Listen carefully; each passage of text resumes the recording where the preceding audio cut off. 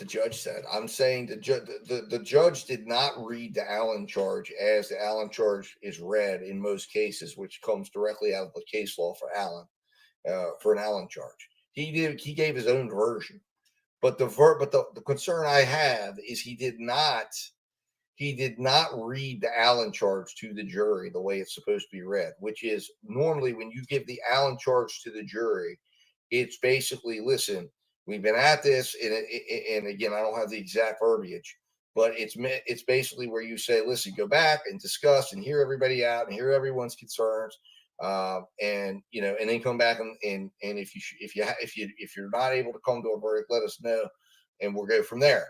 And once the Allen charge is read, okay, then there is no more. He never gave the Allen charge, I don't believe, and I don't think that would count as the Allen charge. If it does, it's again, that's an issue all in of itself. But the Allen charge was never given in this case, and the jury said they were deadlocked.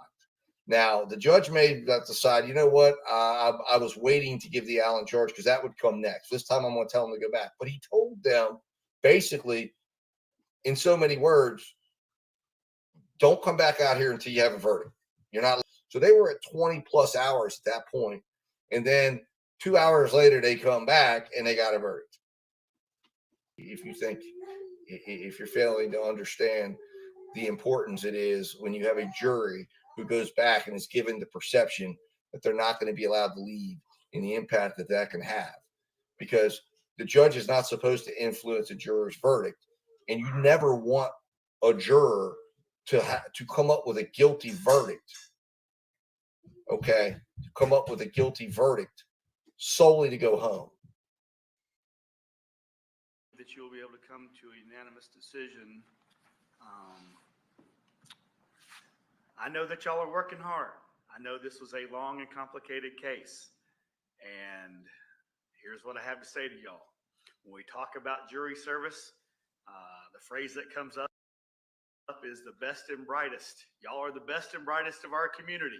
Y'all have been selected to try this case. No one is more qualified than the 12 of you to make a decision in this case. In the instructions I gave you last week, you were instructed to reach a unanimous decision, and you should continue to deliberate and attempt to reach that conclusion. There is no set time for deliberations to cease. I'm going to instruct you to return back to the jury room and continue to deliberate until such time as you can reach a verdict. I have other court matters, as I told you, that I've been handling all morning. I'm going to be here all day. Just for y'all to know if something were to happen or you were to have a question or something along that nature. I have about an hour that I'm going to do another hearing on till about 12:30. Then we're going to break for lunch.